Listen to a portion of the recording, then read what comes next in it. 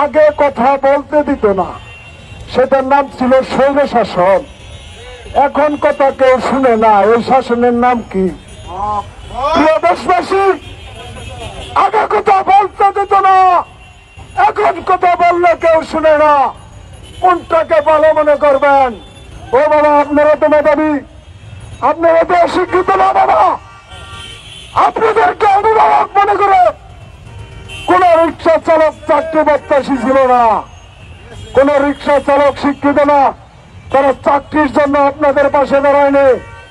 আপনাদের পাশে দাঁড়িয়েছিল তারা ভেবেছিল 54 বছর 31 স্বাধীন দেশে আমাদেরকে শোষণ করা হয়েছে।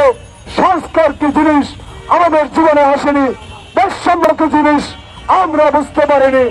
এবার মনে হয় এই বিজয়ে আমাদের নিয়ে কিছু করা হবে।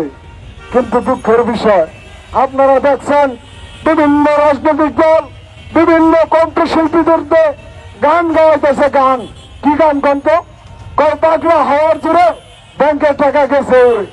এই যে বছর গান চলছে, পাগলা হওয়ার জোরে ব্যাংকের টাকা গেল উড়ে। কিন্তু আজকে আপনাদের কি করেছিলেন বাবা?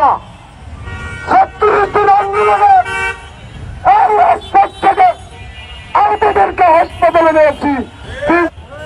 আপনারা তো আমাদের একটা রিক্সা চালক দাওয়াত দিতে পারছেন না। এই দেশবাসী, গত বছর 59 মিলিমিটার বৃষ্টি হয়েছিল, কিভাবে হলেন? কি করেছি আমরা আপনাদের? করোনার ভিতরে যখন বাবা মারা গেলে সরকার লাশ ধরত না, একটি গাড়িও রাষ্ট্রীয় কোনো ব্যবস্থা ছিল না। কিন্তু আল্লাহ আমাদের ঠিকই দেখছে, একটা চালকের কিন্তু করোনা হয় নাই, একটা চালকের কোন করোনার নমুনা শনাক্ত করতে হয় নাই। আমরা কিন্তু এক করোনা রোগীদের নিয়ে নিউরোসায়েন্স আগরগাঁও, কর্মীটোলা জেনারেল হাসপাতাল, মুক্তা মেডিকেল, ঢাকা মেডিকেলের মতো জায়গায় তাদের আনা নেওয়া করেছি, জরুরি যোগাযোগের ব্যবস্থা সচল করেছি।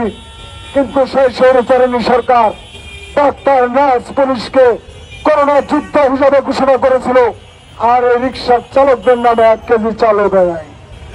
প্রিয় দেশবাসী, আপনারা দেখেছেন এ জাতির একটা সৃষ্টিকর্তা রয়েছে, এর আল্লাহ কিন্তু ঠিকই রয়েছে। স্বৈরাচারের অবস্থান আজকে কোথায় হয়েছে আপনারা ভালোই দেখতে পেরেছেন। এখন আবার নতুন সমস্যা মদ, সেই মদের জট দিলে অবস্থা খারাপ। তারপরেও বলি, আমরা রিক্সাওয়ালা মানুষ, আমরা হয়তো মদ টদ বুঝি না, তারপরে যতটুকু বলি বুঝেন। আগে কথা বলতে দিত না, সেটার নাম ছিল স্বৈর শাসন। এখন কথা কেউ শুনে না, এই শাসনের নাম কি? প্রিয় দেশবাসী, আগে কথা বলতে দিত না, এখন কথা বললে কেউ শুনে না। কোনটাকে ভালো মনে করবেন?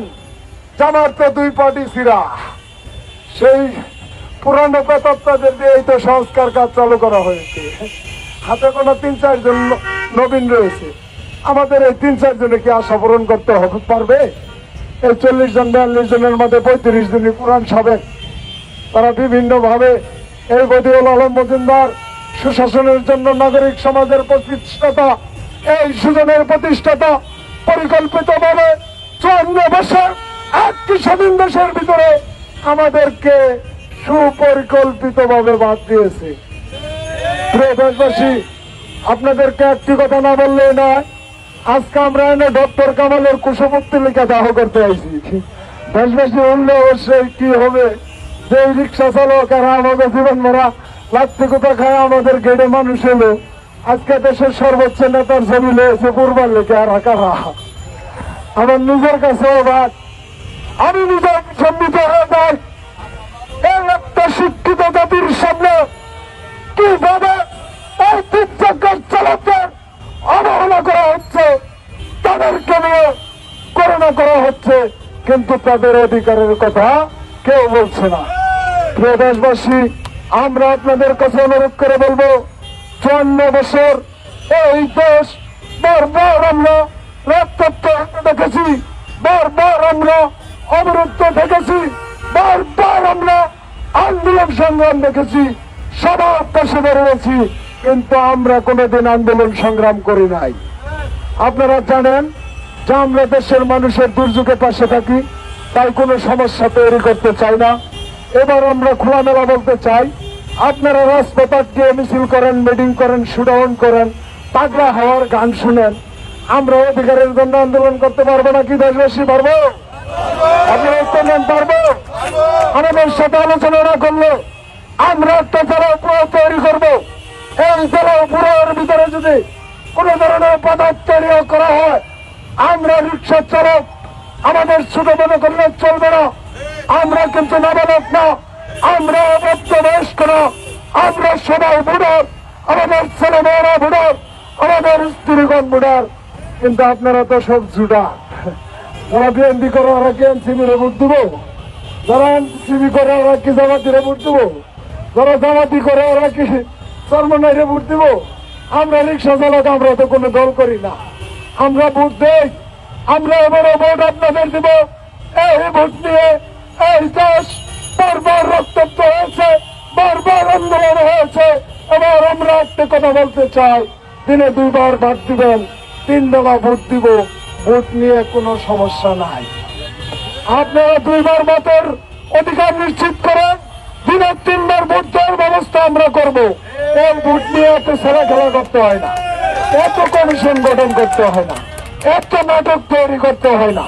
ভোট ভোটাররা খায় না, ভোট দেওয়া দেয়।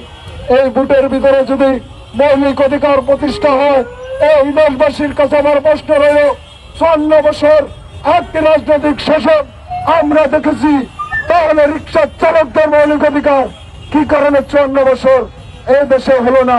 এটা আমি দেশবাসীর কাছে জানতে চাই। প্রিয় দেশবাসী, আমরা আপনাদেরকে হুঁশিয়ার করছি না, কোন ধরনের ধমকি দিচ্ছি না, কোনো হুমকি দিচ্ছি না। আমাদের অন্তরের কথাগুলো, আমাদের কান্নাগুলো আপনাদের সামনে তুলে ধরতে চাচ্ছি।